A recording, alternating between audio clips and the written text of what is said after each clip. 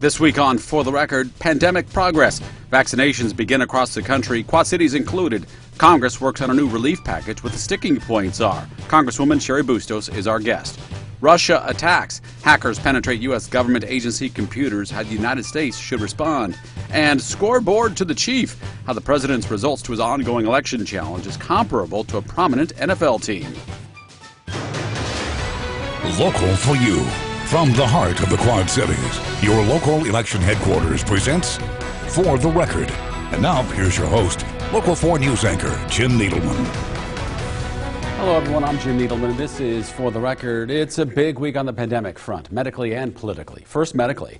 Millions of doses of the Pfizer vaccine made it to healthcare workers across the country. The first doses got to the Quad Cities Tuesday and Wednesday.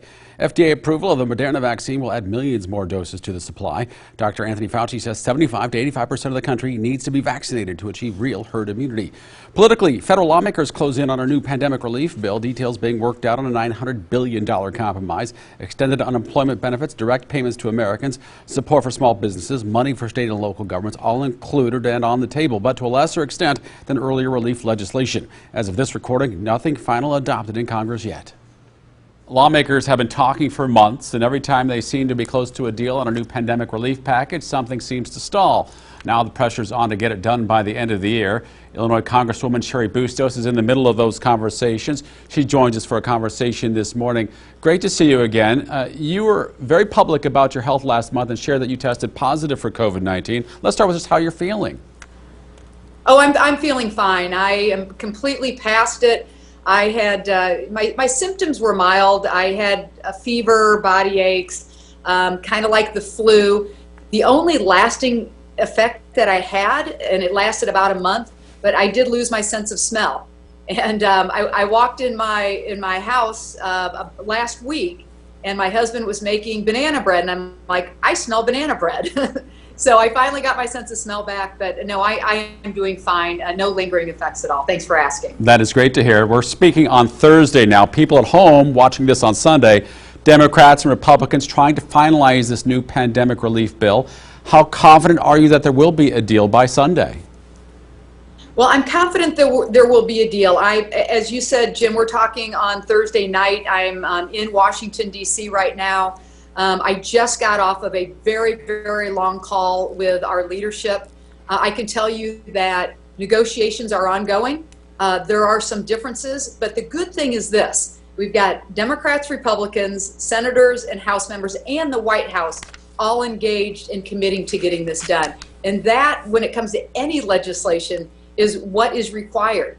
And what that means is that, Democrats aren't going to get everything we want. Republicans aren't going to get everything they want. But in the end, we have to get something done. There is a real sense of urgency. People are hurting, not just from a health perspective, but from a financial perspective. Our small businesses, our communities that are facing layoffs with first responders, folks who put salt on the road.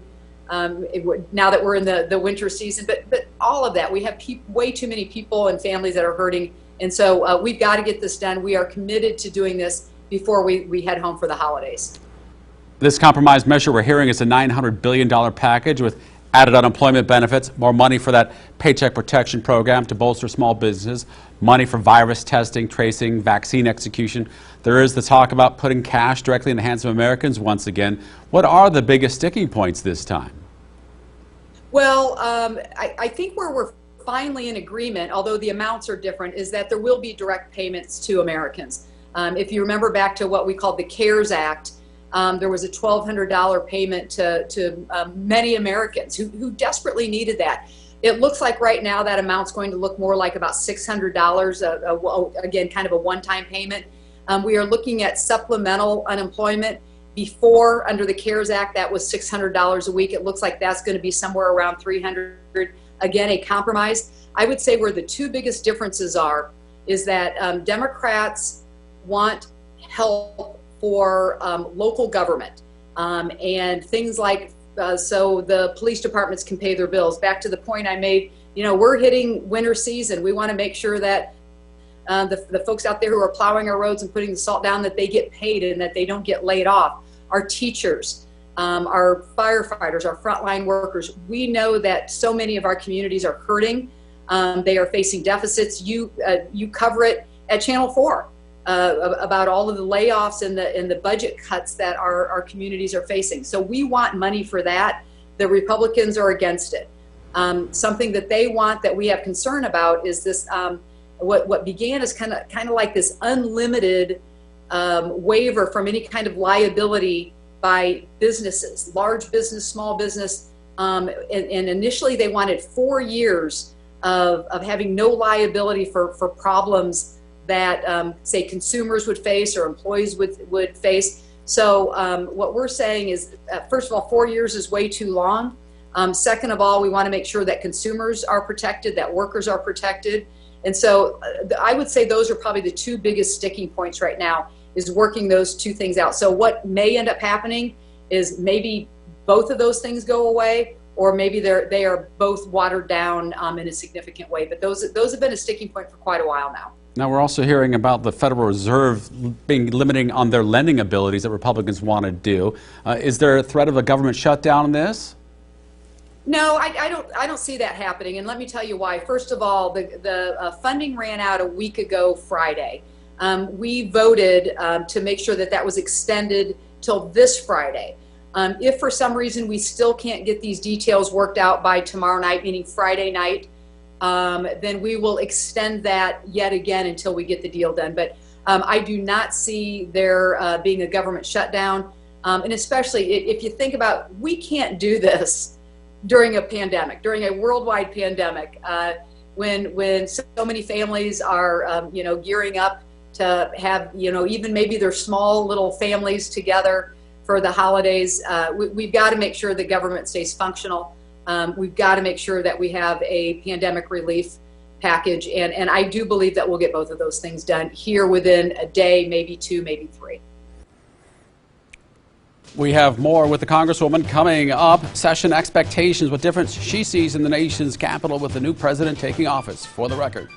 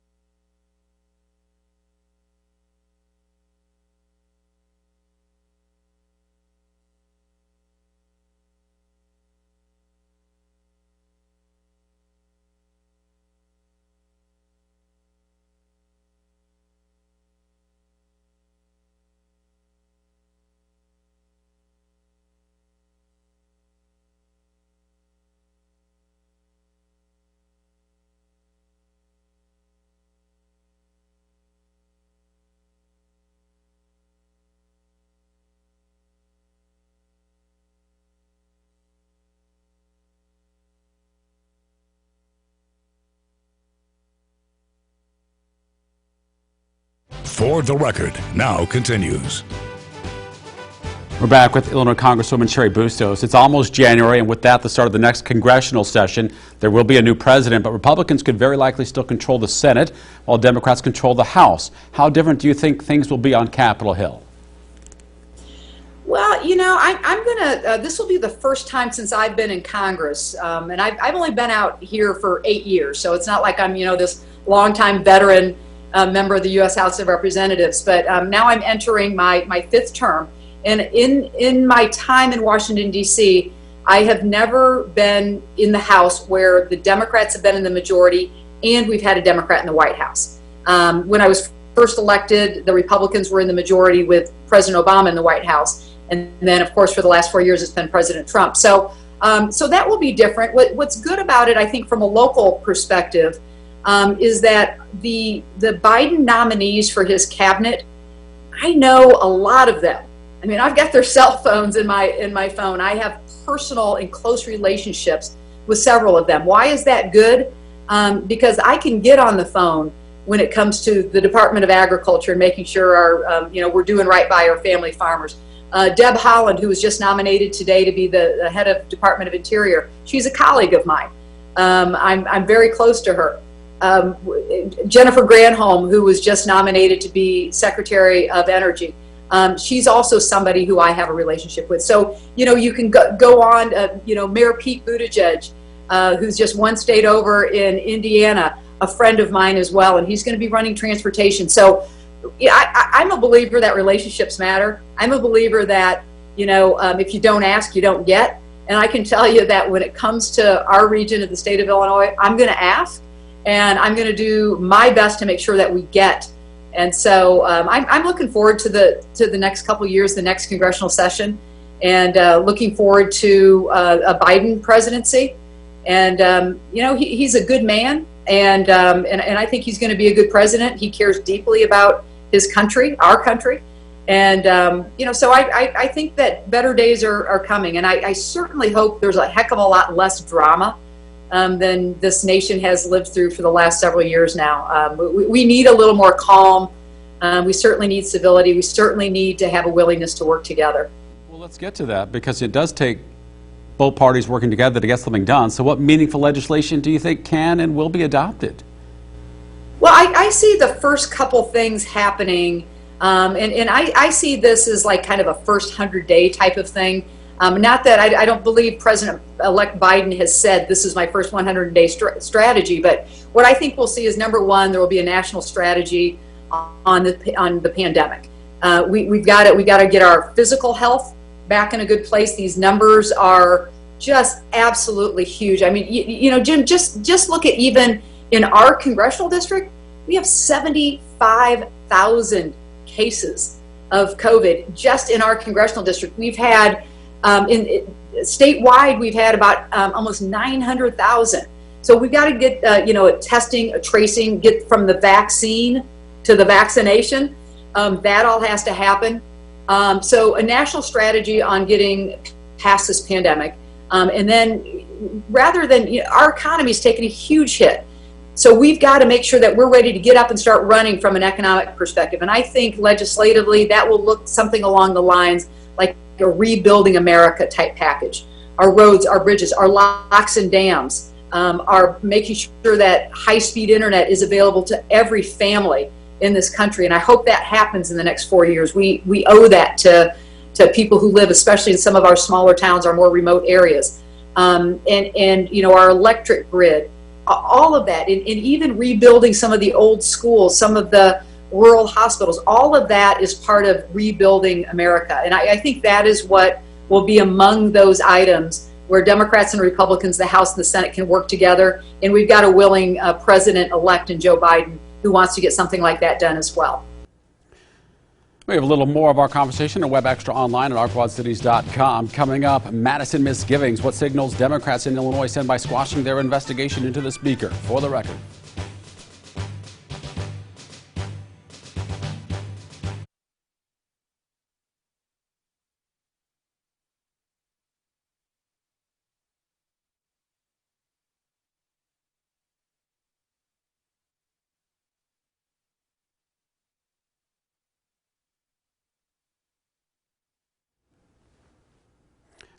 Is there something we can do after, before when we hit those teasers, to put a wipe in the first in post? Because going like to the weird double box and then hard to the video, is there something we can do in post to make that look a little better? Thank you. The first two blocks. Thank you. I appreciate it.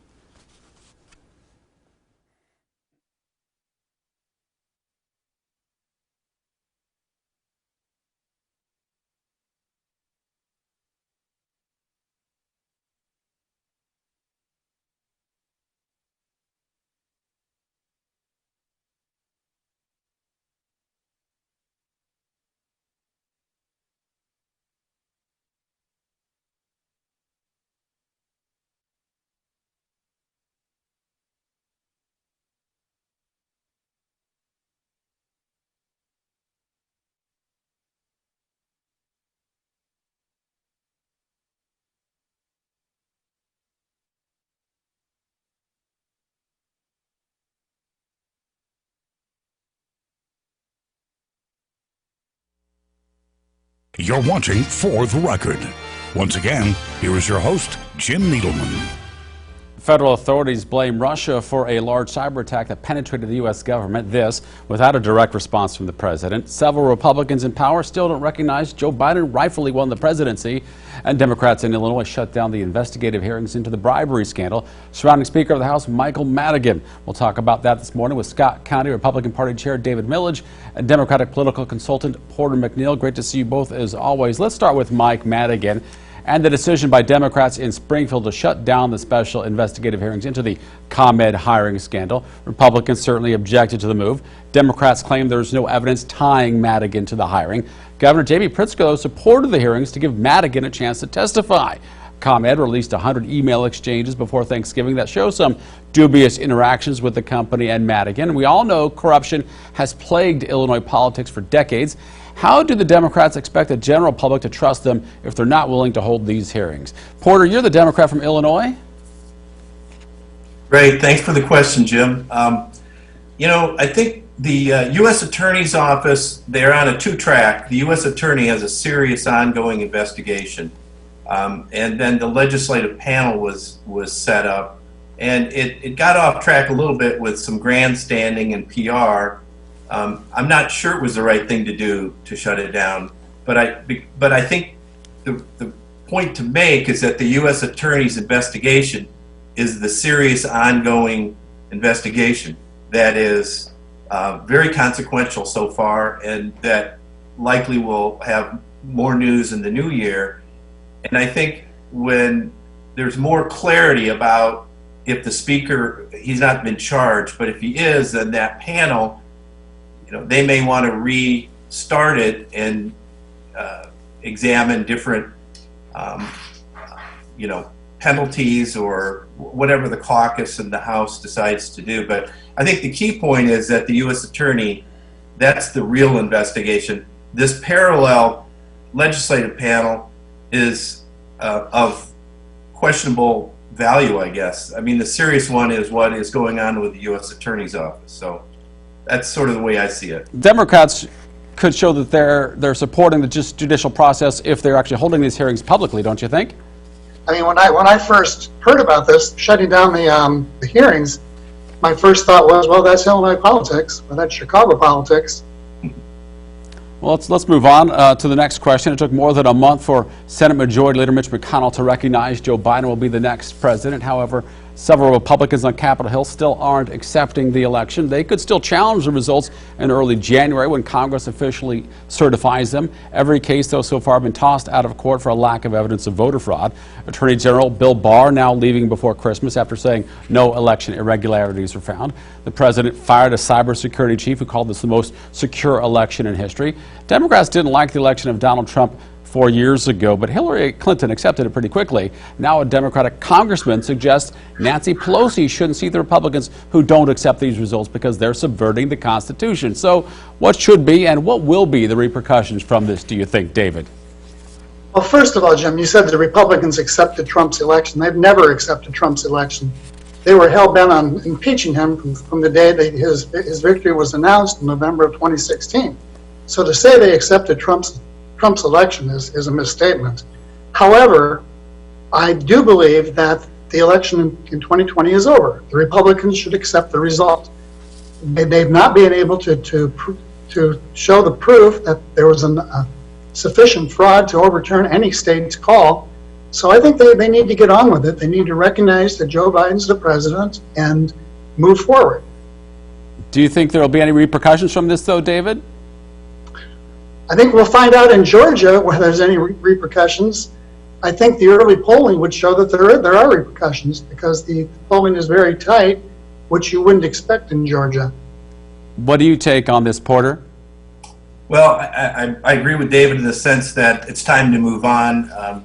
Listen, everybody has the right to exhaust all the channels. They have 60 challenges, the state Supreme Court, U.S. Supreme Court. And a cornerstone of democracy is not only making sure that there's integrity in elections, but then also having the grace to accept the results. And I hope that that is the next chapter. I noticed that Vladimir Putin congratulated Joe Biden the other day, And it would be a gracious step for the president to do so, as Hillary Clinton did 4 years ago, as Al Gore did after that very contentious race. So hopefully that's the next step, that the tone is set at the top from President Trump. That would be very, very helpful. All right, the tone hasn't been there so far from that point of view. So U.S. authorities now say several federal agencies were hit by a Russian cyber attack, as you bring up Vladimir Putin here, Porter. Commerce, Homeland Security, and the Treasury among the departments hit. Investigators still don't know how much was hit or what information was compromised. The U.S. didn't hit back at Russia directly. The State Department, though, did impose sanctions on Turkey for agreeing to buy Russian missiles, and that will keep billions of dollars from getting to Russia. One person so far silent since the word of this Russian hacking broke. That is Donald Trump. He hasn't said anything. So what should we expect from the president after being attacked by one of our biggest enemies, if not our biggest enemy? Porter? Well, I'm hoping that there are talks behind the scenes, because we haven't heard the President of the United States condemn Russia. I think it rises to the level of a case where the Russians did this when President Obama was in office. This is nothing new. This demands a serious response from the president, and also to alert our allies, for them to be on high alert, not just the United States, but obviously Russia is invading the cybersecurity mechanisms of not only the United States, but it must be beyond the United States as well. I think this is a serious matter. David, we know Russia has done this sort of thing before. Some might say, it's a sort of an act of war. Why don't we hear more from the president on this type of thing? Well, I think they're probably formulating a response now. I think there'll be additional sanctions forthcoming. This, the extent of this particular breach isn't even known yet. You certainly don't want to impede an ongoing investigation by doing something prematurely. But yes, this is a very serious matter, and it calls for a response, and it also calls for rethinking our security systems. We need to have probably more resources directed towards cyber secrecy if we're getting hacked with this regularity. Yeah, and one thing that we've noticed over the years is that Congress has been very slow to act, because as soon as the technology advances, our laws even become obsolete. So is this something that can be taken up legislatively, do you think, David? Yes, definitely. I think it should be. I just read where there's so many overlapping agencies, and they're all woefully underfunded.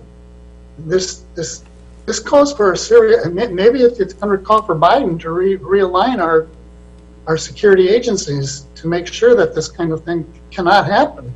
And we need to call in private enterprise. We need to call in the Googles and the Microsofts of the world to get them to help the government protect our secrets. This is very serious. David Millage, Porter McNeil, always great to hear from you guys. Be safe. Now, our question of the week: how do you think the United States should respond to the Russian cyber attack that infiltrated government agencies? Send your answer by email to fortherecord@whbf.com, or respond to this post on Facebook at the Local 4 News WHBF TV page or on my page.